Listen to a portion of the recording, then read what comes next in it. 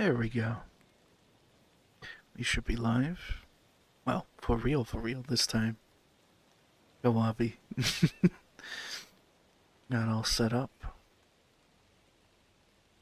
This time in a different world. Brand new world that has, well, been finally released today, actually.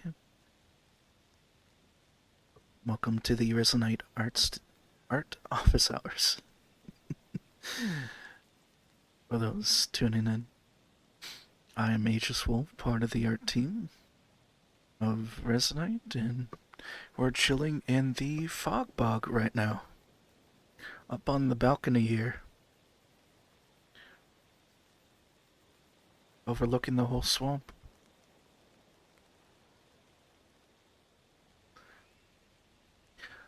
For those just tuning in for the first time, these are the Resonite office hours.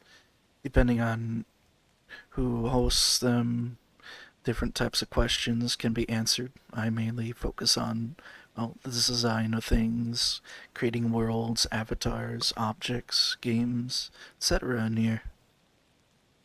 Definitely can answer questions among that realm. And general questions about the platform, community, etc. As for every office hours, with Twitch chat, you can add a question mark at the end of your question, and it will pop up on a Twitch panel that is in front of me right now. It'll pop up on these pinned messages side there. I see some folks rolling in. I saw Kawabi, Alex Tupai, Splint Lizard, and Baplar. And yes, to answer your question, Baplar, this is the Fabled Frog Bog. You can go to Smooth POV and you can see the entirety of the place here. Definitely take a little bit of a look around too.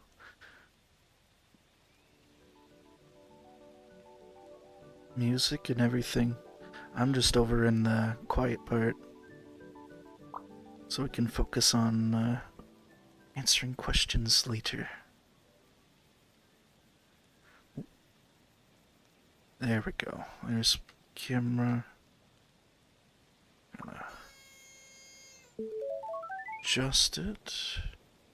Oh yeah, I had the camera over here. There we go. Facing right here. Perfect. And thank you, Kawabi, for the Prime subscription. And we got bonked with it too.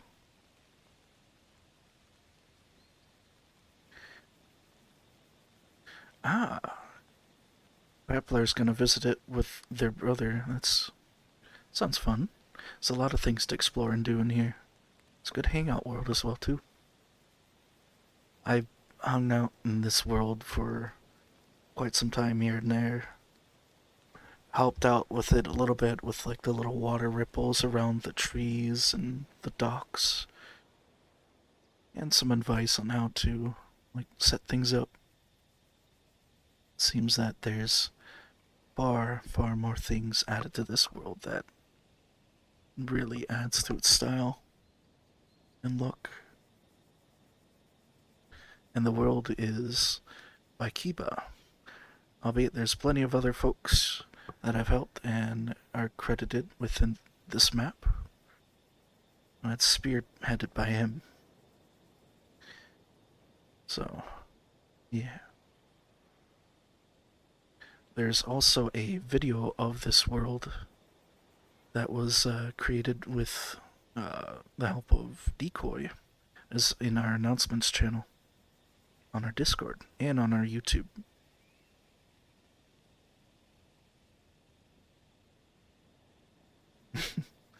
And to comment on Kawabi's comment there, maybe poke poke Kiba on that, though I know he wants to take a break from the world a while after getting a 1.0 version of it. Don't blame him, there's a lot that was done in this world, with a lot of folks helping. and some shenanigans were had on this world as well. And speaking of decoy, there they are. Hello. Welcome to the Art Team office hours. And yes, I am a dog in the bog. Hopefully not inside the bog, but I'm above it, on a building, in a balcony, on a rocking chair, in a bog.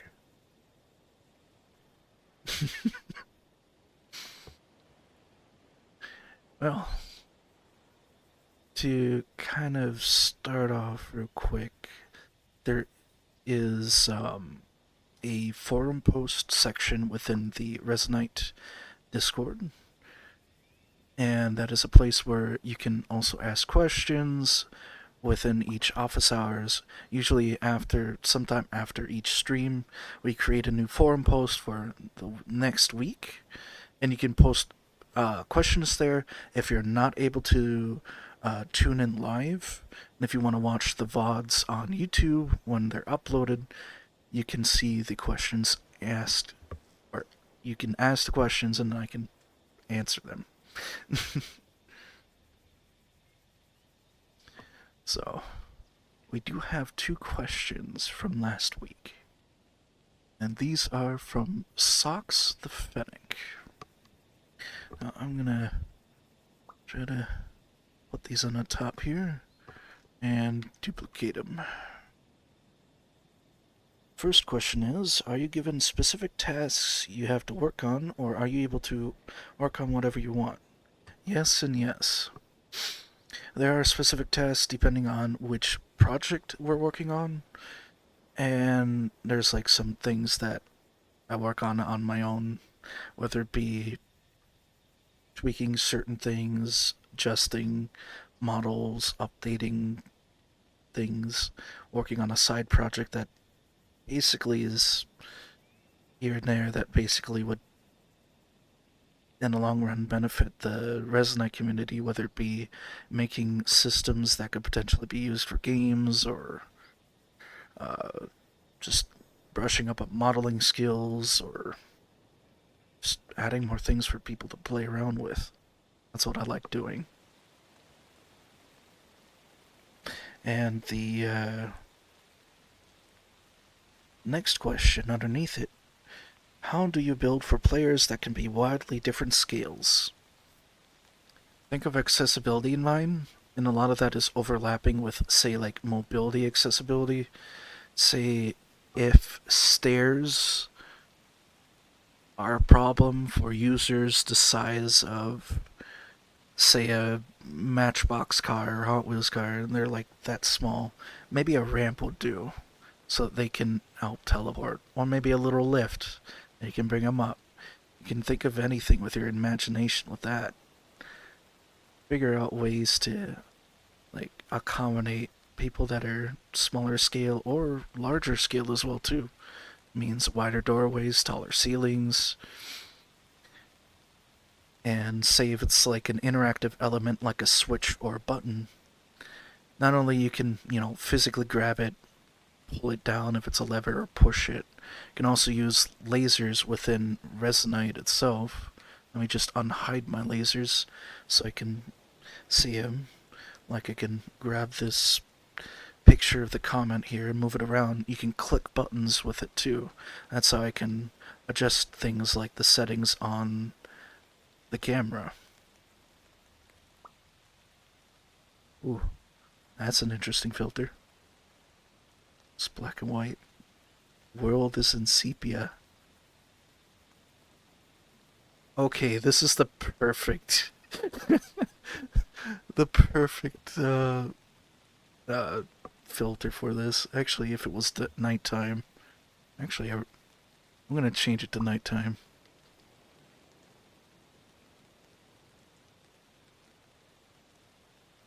Let's go to custom. If I recall, this is compatible with the... Yep, it is.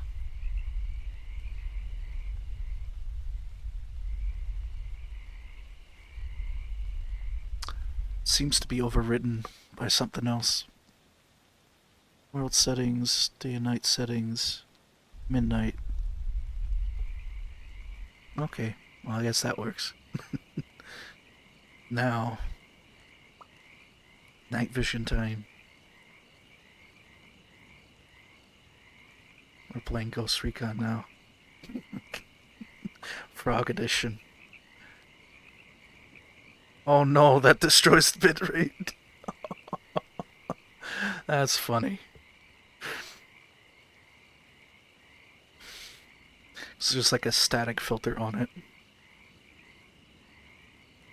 But yes, if you want to make a real night vision effect, like simulation here, all you gotta do, have like a camera in front of you, like maybe like a night vision goggles or like on a scope or binoculars, and then or a screen, and then you have a light that is only visible through that screen.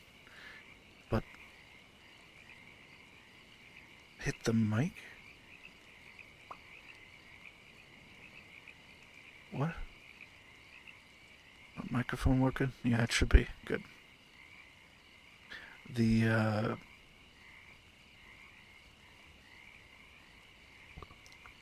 must have did. Sorry. Yeah. Where was I? Oh yeah. Since night vision is infrared, you don't see it with your actual vision. So if there's a way to render the lights just in a camera, that would make sense because cameras can sense infrared light. Anyways, I think I'm trying to think if there was anything else in regards of accessibility or accommodating for scales for different users. Some things might be hard to do, say like change the size of like furniture or doorways or rooms depending on the setting, but it's good to have like multiple ways of transporting users. Maybe have like a click teleporter to send you to another room if you're too small or too big. Maybe a way to change the scale of users dynamically, which you can do that. You can have items that can change the scale of people. People have made shrink rays or growth rays, so. But, yeah. Baplar has a question now. We're going into the Twitch chat questions. Now, this one is simply, what am I working on? And if it's something that I'm able to talk about. Other than some business related things, just making business environments for them, not really much on that. I've been, well, actually, I can bring in some of the stuff that I was setting up for a project. So, uh, check this out. On NASA's website, they have a selection of 3D models that you can download. So I went in there and got 2 of them set up in Blender, at least to fix them up a little bit. Let me get both of these here.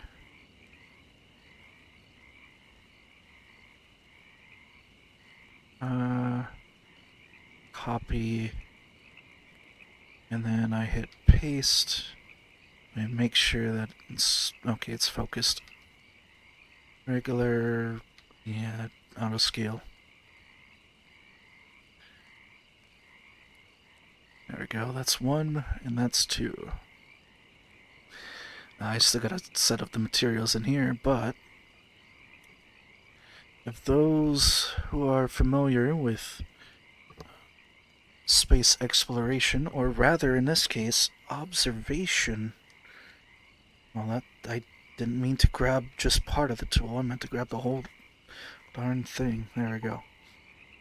Now if I get some light into here, got ourselves the Hubble telescope,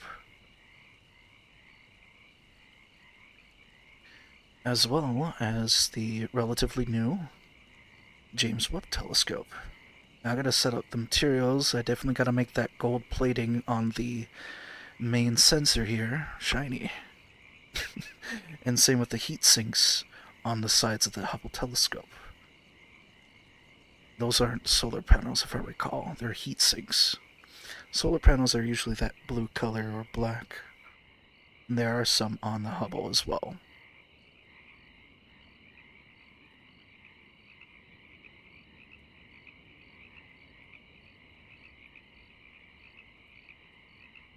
Yeah.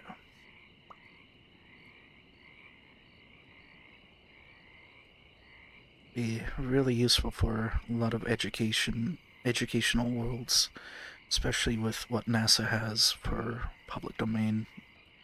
Especially with another thing too, I can find. I gotta find the link one of these days, but there is a skybox in the Essentials that has a uh, Milky Way galaxy like accurate map that they piece together and make it into a equirectangular image, which what that means is like just a spherical, like a mapped onto a sphere, but unraveled into a rectangle. How many of those did they put out? Are you talking about the models?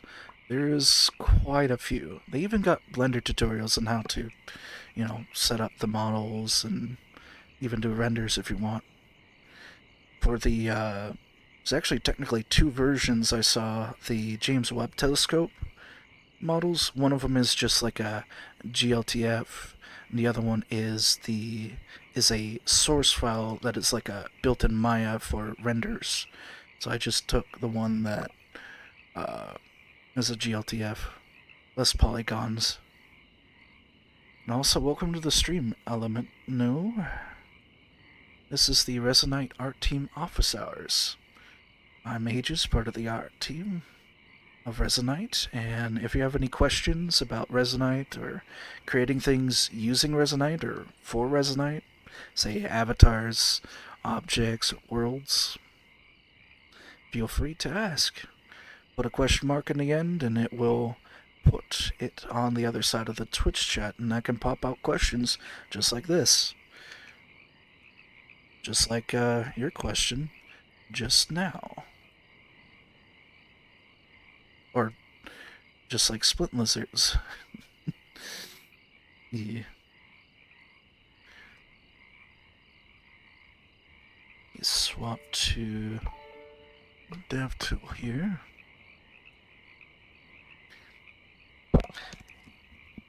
Oh yeah, it's pretty much dark out here too. Now.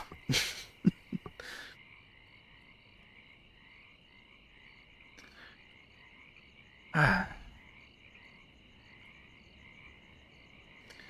wonder if there's anything else I'd like to add here to what I've been working on lately.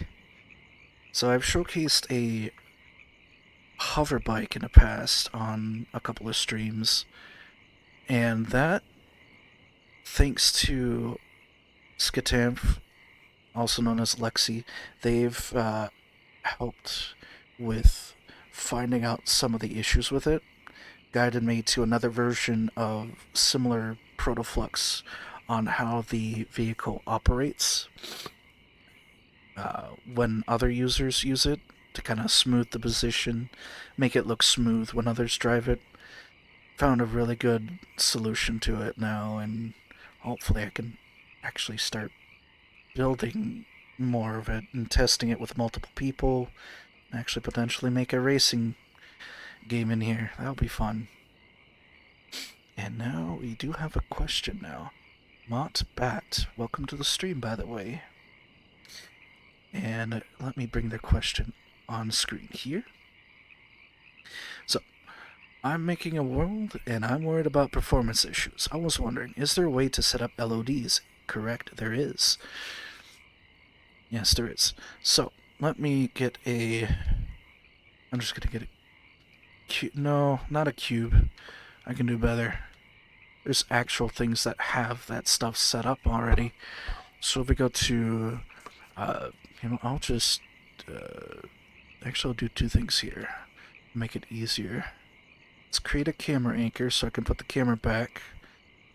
Make it so they can see my UI.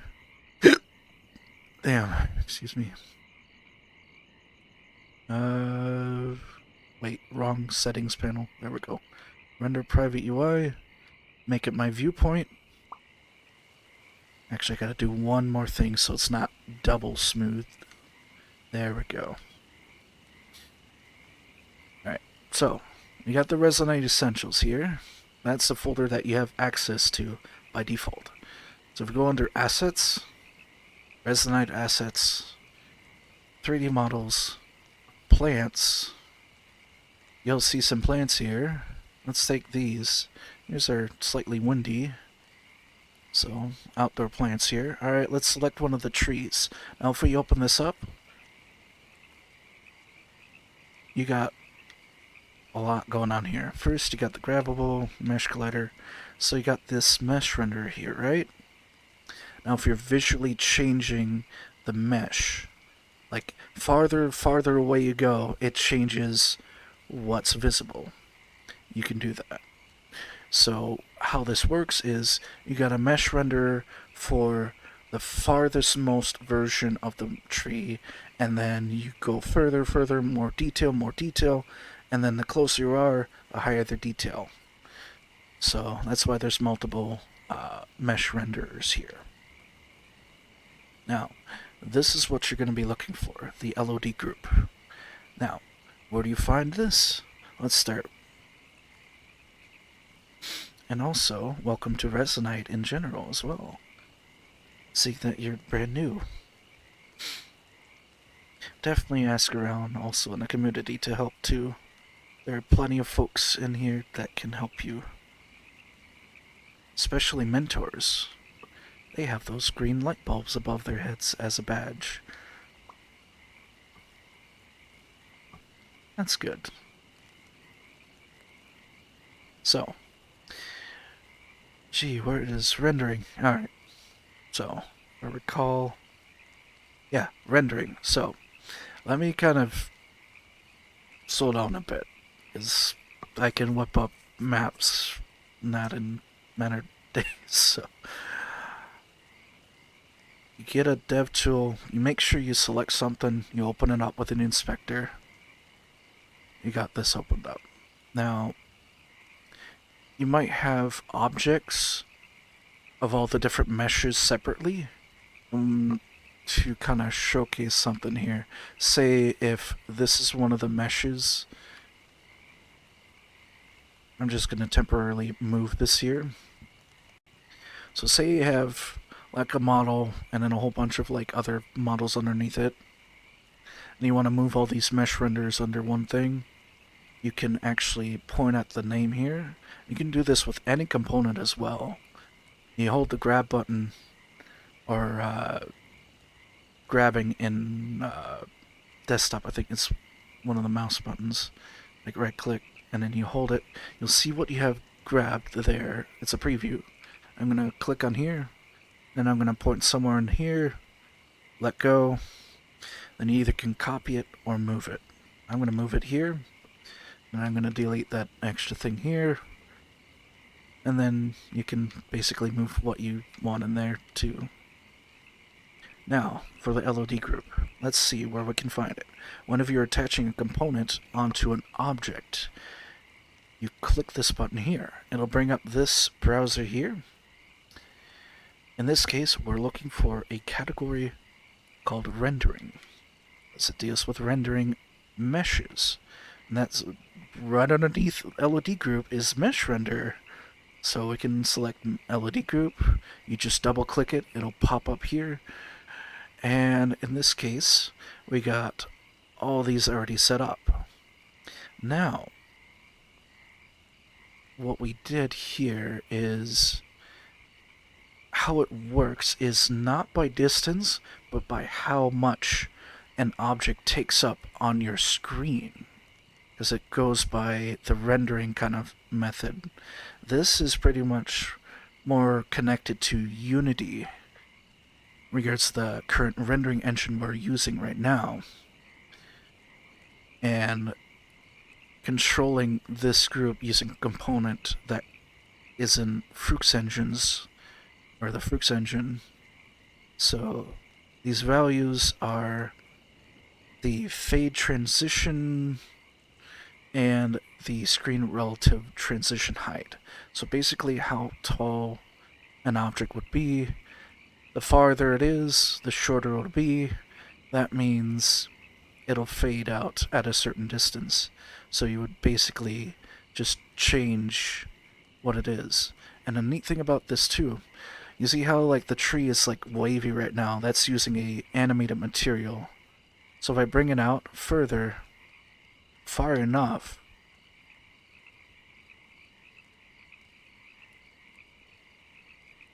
it will swap to a material that doesn't flail around or wave. Now even further, you could probably even make it disappear by putting just an empty mesh renderer there, or just an empty render list. Another thing people would do is make a cutout image. We don't have support for things like imposters yet, which are like more fancier 2D image that has like 3D shading on it. But in regards to LODs right now, there is no support for like the blending of it yet. Though with the community effort for getting us onto a new rendering engine, that could be something that people can look into. Especially for feature parity. That's mainly the main deal about us moving away from Unity in the future. So, I hope this covers everything about the LOD group. Another way you could do, like, in addition to this, is manually cull things out, or hide things, depending on where you are. Say if you have like a building kind of structure, you can easily create a sort of layout of where things can be hidden, where things can be visible. Say if you have the door closed, you don't see the furniture on the other side of the door, so why show it? Or say if you're inside a house, you can hide everything on the outside. Vice versa, if you're outside, don't need to see anything on the inside. Unless if the windows are, or shades on the windows are open. So, yeah. In regards to performance as well too, if there's colliders on objects, it's good to keep them on when you're editing it, but when you know you're done, it's good to remove them. That way there's less components, less collision geometry to calculate on a world.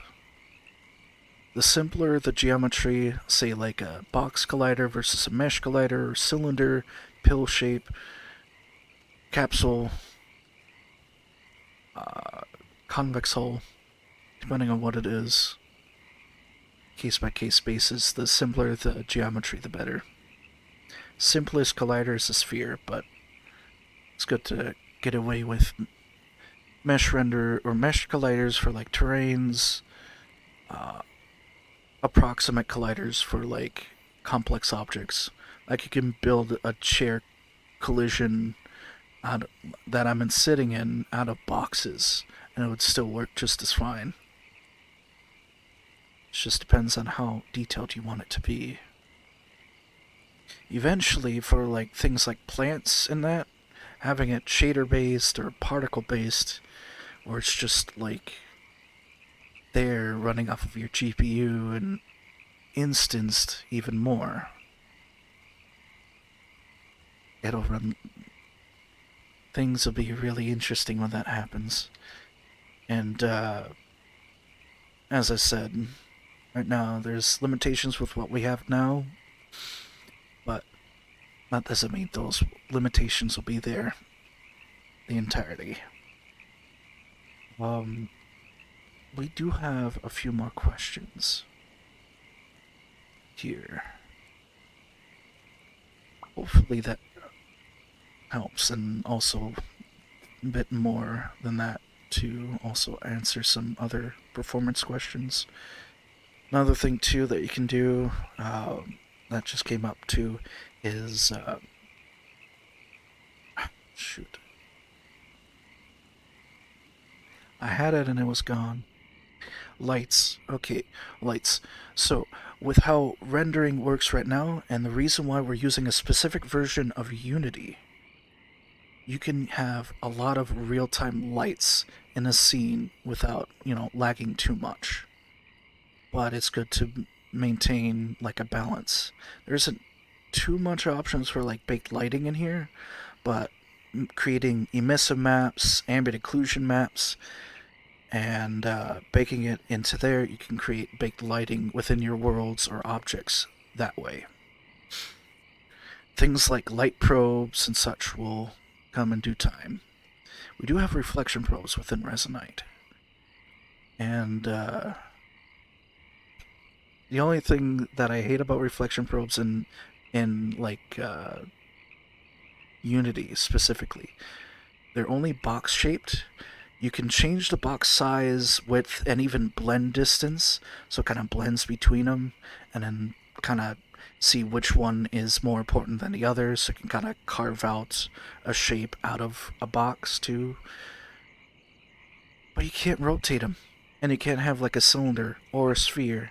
It's just a box compared to like other rendering engines. It's quite limiting, but you can do a lot with it if you know how to adjust it. And you can make it change and rebake the reflections whenever you change something in the world. Say the lighting change. You can make the change real time or semi real time by having reflection probes on a setting called on changes. And you can set that to any value in the entire world. If a little Boolean toggle changes, if a color changes in the sky, or I don't know, a door opens and you want to get the reflection of light coming in through there, you can do that, where it just senses the change and bakes it fast, relatively fast. But everything has a performance cost, and it's good to understand that. It's good to have a balance between being too paranoid to do something in regards to performance and being loosey goosey and just putting millions upon millions of things in the world. There's a balance between that. Say if you're looking at a high poly model, STL model, for like a CAD software or something, bringing in here, not really worried too much about performance if you're just trying to look at it. That's why we don't have limits in geometry or other performance metrics. You make it yourselves in each world. And it's good to teach users how to optimize, how to improve their generated content in here.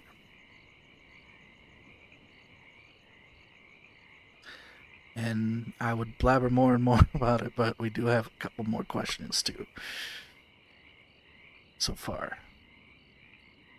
Technically 3. So, this one is from Baplar. I'm going to put it over here. I forgot I had these open. There we go. Question. Oh, it's a question to chat. I'm still going to put it here, because why not? But feel free to butt in if you know Aegis. I don't remember. Does Fortress of Flux also teach you about the basics of Dev, Tool, and Inspector? And if not, is there a similar tutorial world dedicated to that? I am not familiar with that myself. But to kind of go over our plans to improve the beginner's experience is make it as detailed as we can, but not in a way to overwhelm the user. Thing is, you can dig as deep as you want to learn what you want to learn.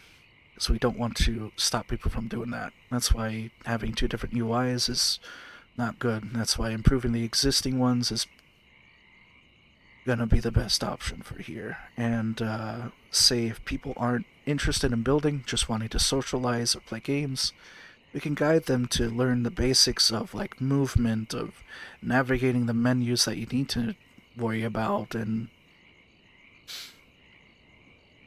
have them explore the worlds or find friends or unite with friends on Resonite, whatnot. So, yeah. And having the ability to choose what kind of elements you want to learn, whether it be using simple tools like brushes or the glue tool or shape tool, or using protoflux or uh, the dev tool, or niche tools as well too, like the measurement tool, the character controller or character collider tool, etc.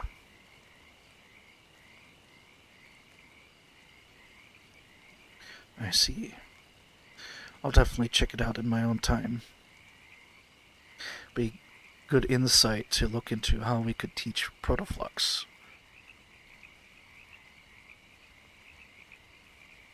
Now, let's head over to another question here. This from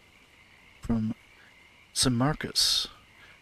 Do the protoflux stickers have a white outline or is it transparent?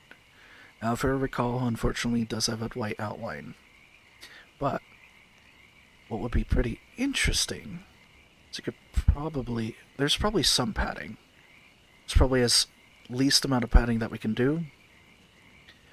But if we could make it so that someday you could have decals or stickers, because we're using a service called Selfie or Selfie. They have really good shirts as well. Could probably trim them down using an X-Acto knife or scissors. And using like the cables, you could design out protoflux using stickers. Have like a meme kind of flux or yeah.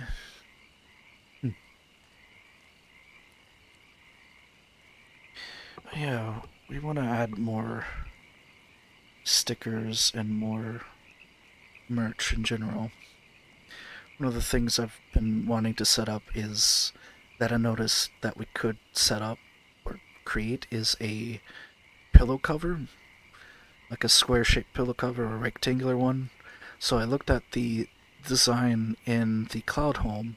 I used the actual source circular design that Raivi made and kind of mapped it out, set up the texture properly, and it worked. It looked exactly like the one in game, and I think it'll be a perfect thing to add.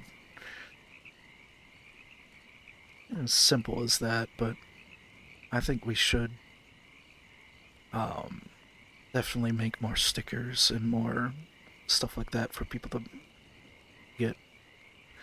And if people have recommendations on places that we could potentially have merch on, definitely open to at least explore.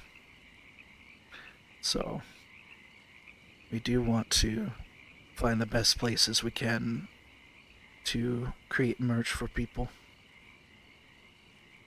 We have a question again from Baplar. This one's more of an off topic one. Have you seen the nominations to the Claire Obscure Awards, or I mean the Game Awards? Some. I also most notably saw the uh, former nominee Megabonk actually pull out because uh, they were nominated for uh, not initial but debut indie game, which they weren't a debut indie game. The developer actually made a few games before. And it is a pretty good game, though, too. I've seen Rue play it a lot. And, yeah. I love the main default Resonite character. I mean,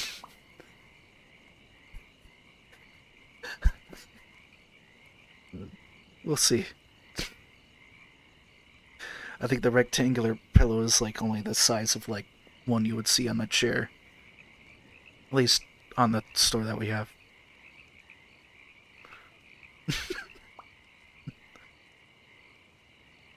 No.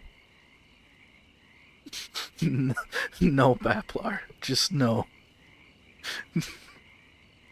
I did see a question, but it didn't have a question mark at the end. So, this one is from Phoenix Bird Creature. Kind of a question, but it's something I wanted to comment on. It would be cool if Resonite could support SDF sculpts that it could dynamically mesh to any detail level without users needing to set the stuff up, like how PS4 Dreams handled user-generated content. Now I know, I've seen PS4 Dreams. I know about that. I like how they do their setup in regards of like design and all that. Some of Resonite's stuff is inspired by that a little bit. By that, by Blender, by a lot of like these like creative softwares in a sense. Even Minecraft has a lot of inspiration regards to the philosophy and design of Resonite, at least before they started doing voting for mobs. uh, but sign distance fields, that's what SDF stands for. Now, sculpting in general, that would be wonderful. That is something that Prooks wants to get into in the future. In general, having not only sculpting but 3D modeling, poly modeling within Resonite would be incredible. Imagine the entire workflow of creating an avatar from the ground up or a world directly in one program. Modeling it, texturing it, rigging it, animating it if you have to, and then exporting it out and using it for anywhere else as well if you want. You can use it for Resonite, of course, but you can take it out, put it into Blender, put it into another like social VR platform or mod a game to put it in there. Resonite is not just a platform; it's a tool, and that's what we want to be, both at the same time.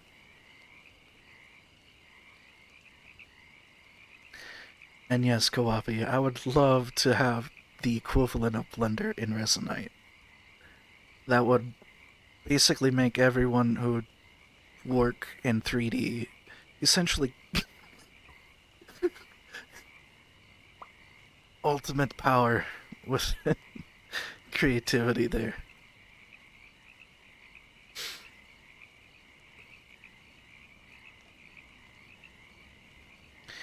And yeah, I agree. Phoenix Bird definitely more flowy, intuitive like workflows over time is a really good thing to look at.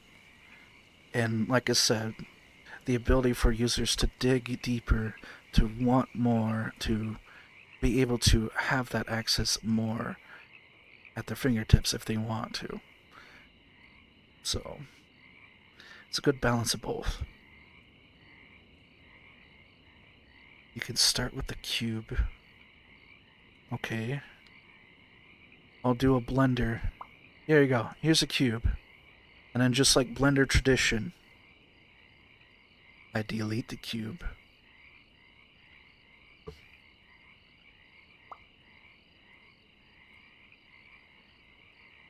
I can change the size of the cube. I can change the UV mapping in the cube a little bit, but texture it as in slap a material on it. Yeah. Was there anything else I would add onto that? SDF. Did you know they added, actually, first off, speaking of Blender, Blender 5.0 came out recently. Go check it out. And also donate to Blender as well. They do need the funds. You want Blender to stay free, just like how we want to stay afloat if you want to support Resonite as well. Keeps us running. Helps you get storage for your own use cases, your own worlds, avatars, objects. Just like them. We want to be a platform, a software to be able to be used for anything, really.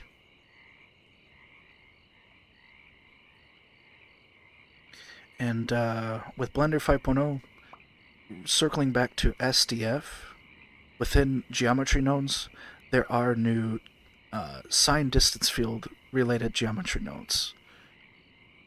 Haven't tried them exactly yet, but it is interesting.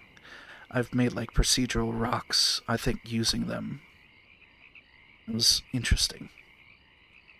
And I've been messing around with I think I probably talked about this, yapped about it a couple streams ago, but add-on for road building in Resonite. As for, yeah, I think that's pretty much it. And supporting Resonite, you get storage, you get neat badges that go above your head, and keeps us being able to work on this without worrying about, you know, having to do anything else. We aren't sold to another company. We own Resonite. One co-founder, Fruix is the founder. And yeah, that way we keep independence.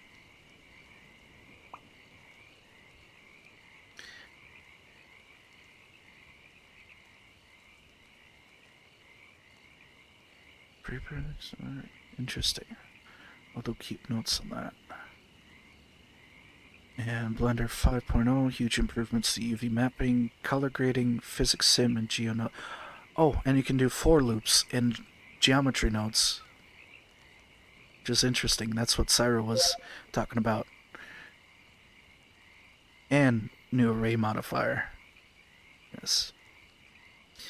And one thing that actually I'd like to also note back to Phoenix Bird's creatures about optimization within Resonite. It's always a good practice to optimize your stuff. But one thing I will say, make your stuff work first. Don't worry about optimization until after you make it work. Then you can make it work better, faster, stronger. What is that song called? Or whatever the rest of the lyrics. But yeah. It's good to have like a minimum viable product, and then you can make it much more prettier if you can. See what things you have to cut. But yeah.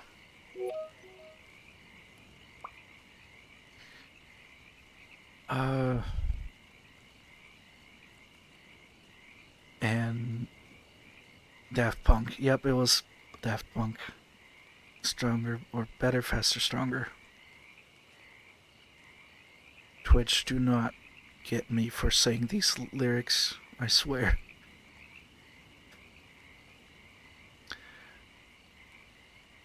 Also, one thing to note, Kwabi, you can use Resonite in desktop mode. You can even swap between desktop mode and VR by simply either by a press of a button or by simply taking off your headset. It only swaps when you start in VR mode at first. Both in regards of VR headsets, the Steam frame, just if you're starting with a new one, go with that one. It's going to be less than 1K for sure. If Valve is saying it's going to be less than the Index, which the whole set is like $1,000, it's going to be less than $1,000 at that point, guaranteed. Unless if they somehow can't.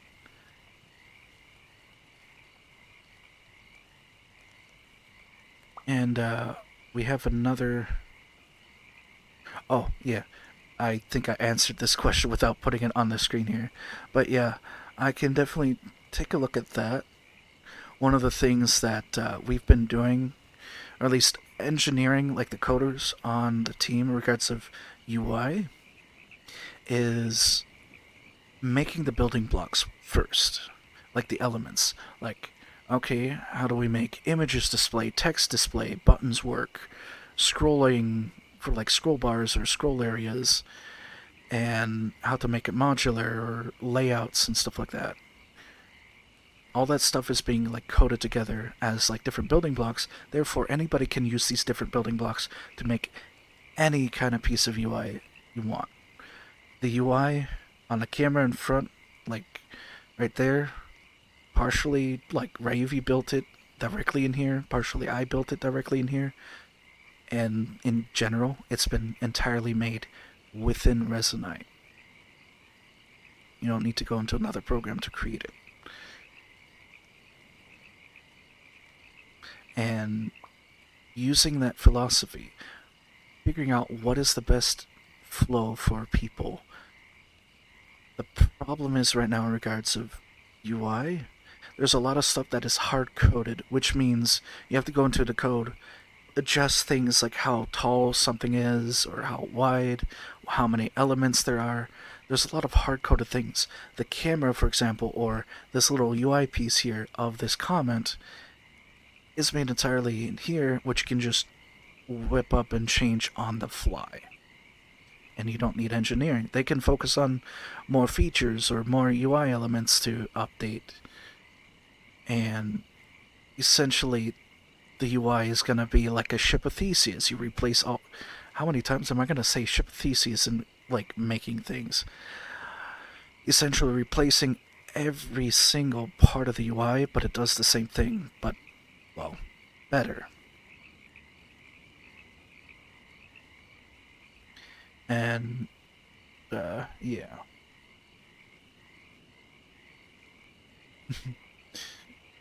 Yeah.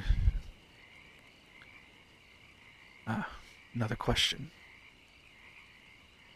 Let's see here. Playing on the PC means I don't get to know how actually far away something is, which means it's pretty hard to put things in place as exactly as on VR as well. It's the only being able to use one hand and having less stuff I can do, considering most of the community uses VR. I think it's a good balance of VR and desktop users off the top of my head. And for desktop like use, the goals that we want for this is to have the capability of using this like a program, like a game engine or like a 3D modeling program, where you can look, orbit around, see different elements of an object, manipulate it like you would in an editor directly in here, and be able to swap between desktop and VR like so. And having like UI elements kind of like snap to the screen like that would be one of them. Or like be able to copy them over to the screen, depending on how it works. But kind of get my point. Being able to work for VR as well as desktop in the same space without sacrificing either or. Because you don't need to go into another program to do it, like to edit anything. Although, what we also want to do too, and Fruits talked about this a while ago in one of their streams as well, creating a SDK to be able to interface with other game engines. Say if you already made a world and you don't want to, like, spend half the time just to convert it to a Resonite world manually by importing things over and over again. Imagine, like, an SDK that someone uses, like, the base SDK fundamentals, and then you could take from one engine to another, and the other way around. What if you set up a Resonite world, and using that kind of SDK bridge, use it for any other kind of engine that, someone developed for. And it's not just Unity. I know a lot of people want a Unity SDK, and us making it generic so that people can help build the bridge to that would not just limit people amongst Unity. Unreal Engine, Crisis Engine, Source Engine, people can make tools for that. Or Source 2, whichever one they're... Both, probably. Would be pretty neat. Be hilarious to make a Gmod map in the future in Resonite. And vice versa. Although, vice versa might be a little bit difficult in that respect. Because you'd have to convert brushes, like terrain brushes, to mesh, which there's tools for that.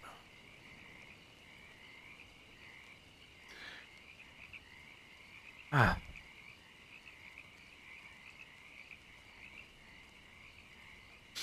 One of the big blockers of the concept of using Resonite meshes with portable formats other than Resonite package. Well, there is some formats that is used, but we want to expand upon that later over time. And if you look on our GitHub, you'll see like a huge list of a lot of things that we want to do. We're only a small team. We're doing what we can. And there's some things that even the community can help do. Like if you look on our GitHub and learn more about our rendering engine efforts to unleash our shackles that are still tied to Unity. It'll be good to save us from it. Because, oh, who knows what kind of untrustworthy bullshit they're gonna do next.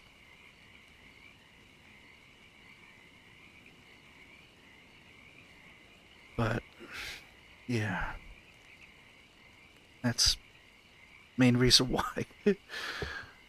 I mean, it'll save us money to move to another engine, move to a place that's more trustworthy, like an open source alternative to a rendering engine, and don't have to deal with weird closed source code that we can't really manipulate.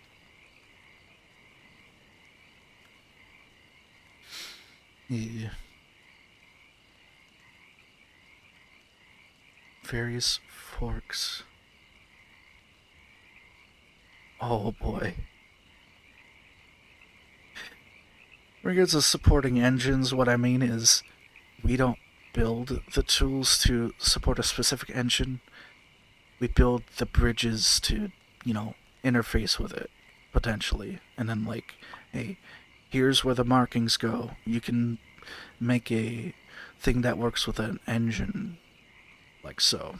So we just work on, the bare fundamentals and framework.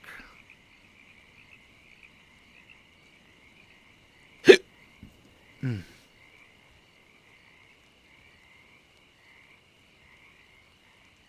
Here's another question from Kawabi. Is anyone currently working on remaking the inventory UI?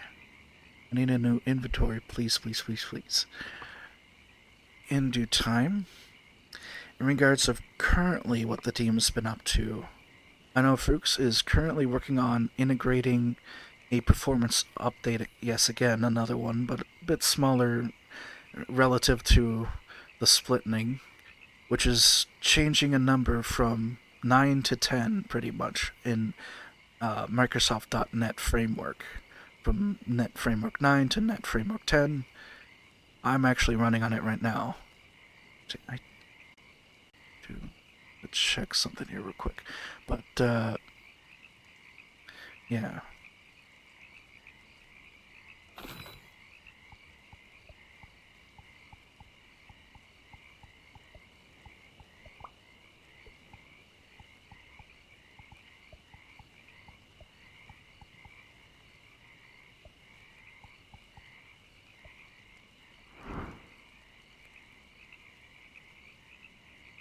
In regards of UI, though, there is something that Ravi's been working on lately, and that is, like, messing around with a new kind of style of UI to potentially use, and that is kind of inspired by the liquid glass UI that Apple's been working on. But our own twist on it. It'll have that nice refract to it, but with like a nice glow or shimmer on the edges of it and the text. And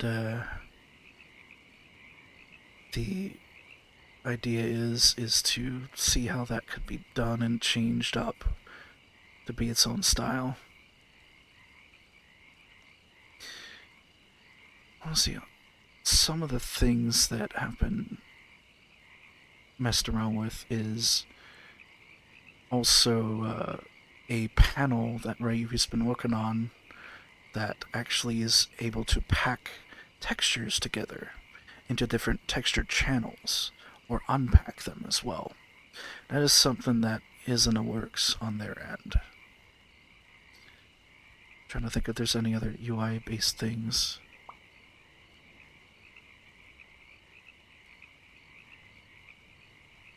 Headless is included in the pre-release branch. Don't know if this is on purpose. Not a question for me.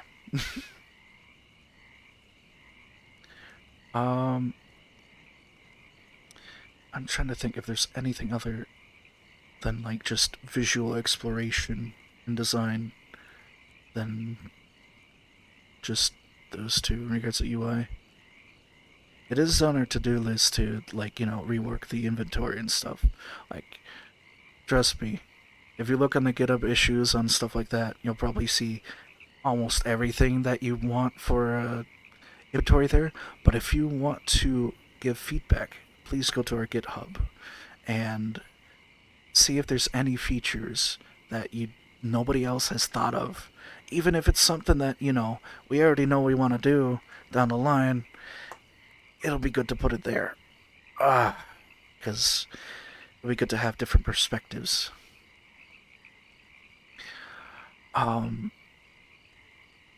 Yeah. I'll see if there's anything else that'll come to mind later, but yeah, essentially other than like working on Net 10, just a performance upgrade and some smaller projects, it's kind of us as a team winding down for the rest of the year. Until next year, we'll focus on something else. Something big, probably. Don't know what, but probably not as big as the splitting in regards of like the amount of work that has been pushed through to get to this point. Like, trying to basically turn what originally was an add-on or plugin of Unity into its own engine took years. And then from then on out, two hybrid engines connecting with each other, having those connections kind of only disconnect. Oh, don't need this anymore because we made our own version of like, I don't know, sound system, and then particles, and then this and then that. And all we're doing is the rendering now. Maybe some other small things here and there, but the way you have a new rendering engine, we'll still have that connection. And speaking of Net 10, to run the Net 10 version, I just need to select the beta on Steam, right? Pre-release.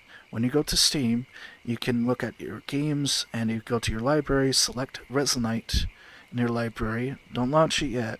You go to like a little cog wheel that has like the settings, or you right click it in your library and go to preferences. You'll see betas tab. Then you can select pre-release. And whenever it's finally out, I recommend going back to that same exact place and going back to main build or release or default, whichever works.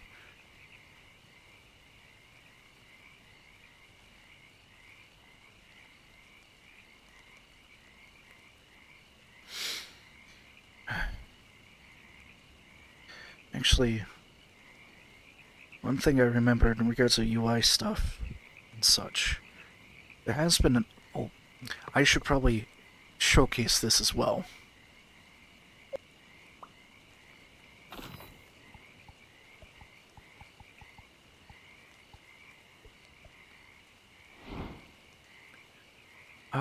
Let's let's go into the camera here. Alright, so to showcase the new features of the camera, it's very simple. It's just only a single button, technically two. So on the top here, there's this little extra button. What the heck? Oh, it's flipping the UI towards me, that's why. Okay, hold on. Hold on, give me a moment. Alright, quick overview. Oh, I can see myself in there. Alright, got this little new extra button here. When I click it, I don't see it anymore, and it just hides the camera view. That way, whenever you spawn on a camera, this is what the camera will look like for everyone else in the world. Until they either click this, it'll show the camera view. Or if they click this, they can always toggle it on and off. But for you, when you first bring the camera in, it'll show the camera view. That's a way to kind of ease up some performance issues that some people have when it comes to cameras. Now, I know some people asked for... Actually, I already answered that previously in the other stream. So people can go there. It was about changing the resolution for the preview to a static one. And it's mainly due to limitations of the current camera.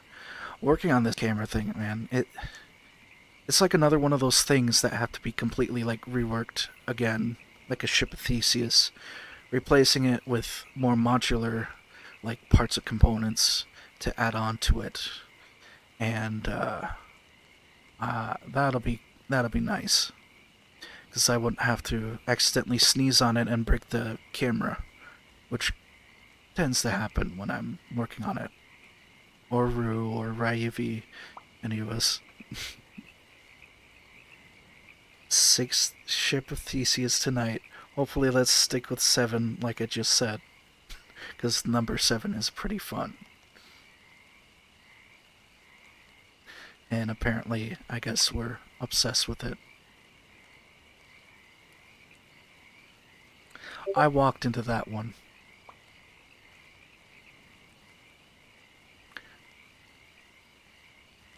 Damn it.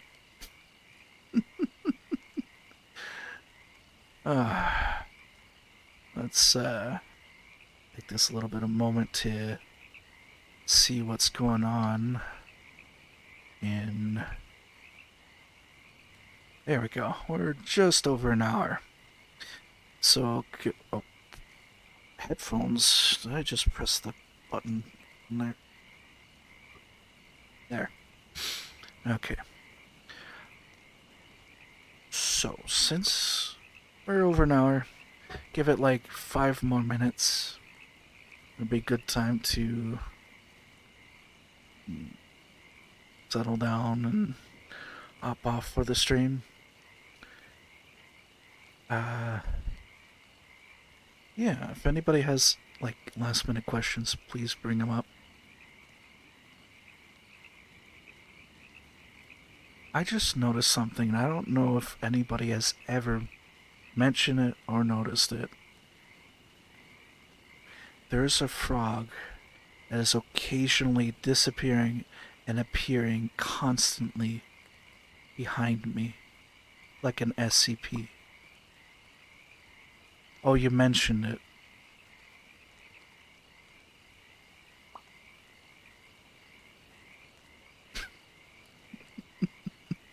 Okay, you did mention it.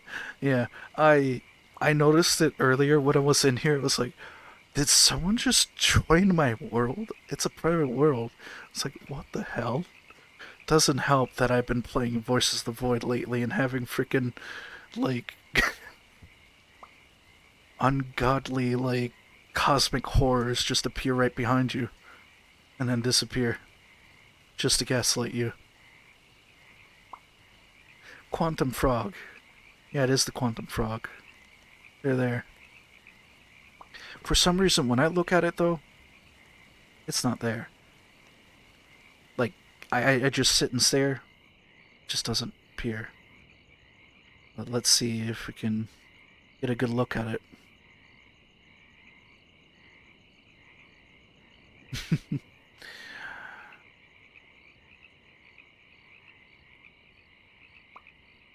There he is.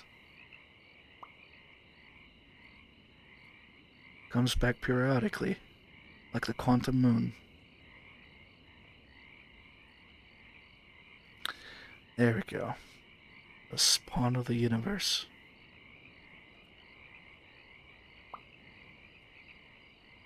At 3 cules, I give you a hamburger, but instead, I give you a raccoon. Or was it 2 cules? I don't know.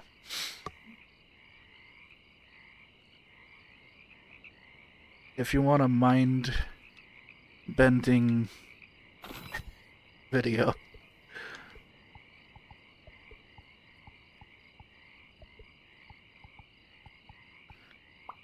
most random thing I can think of off the top of my head.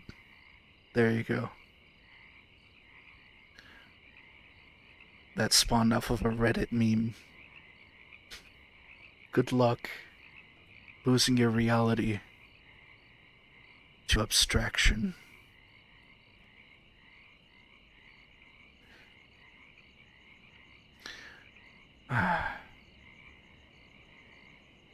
Yesterday was a nice drive on the highway. Now we're in the country, in a bog somewhere, in the swamps, with a periodic friend that occasionally stops by.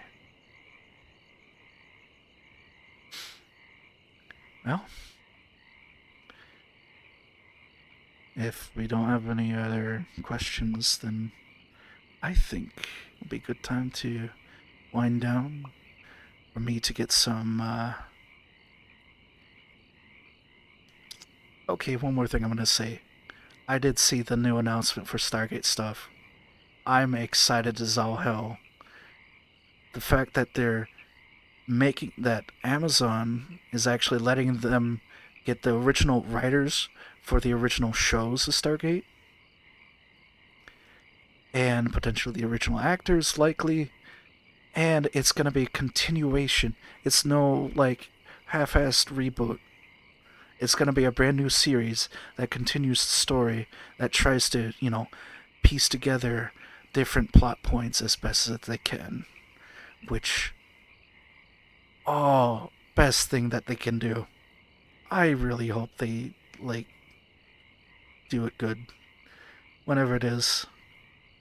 Although I do know that I want to 3D model a Stargate myself as well too, based off of the description that one of the writers was talking about in their heads of what one of the Stargates would look like for a new series,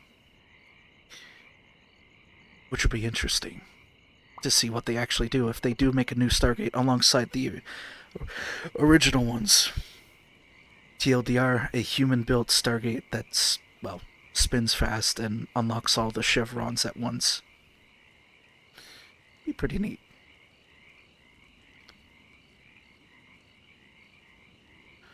Always wanted to see if I can photogrammetry objects out of the TV and movie panning shots. There's a lot of neat reference material in there.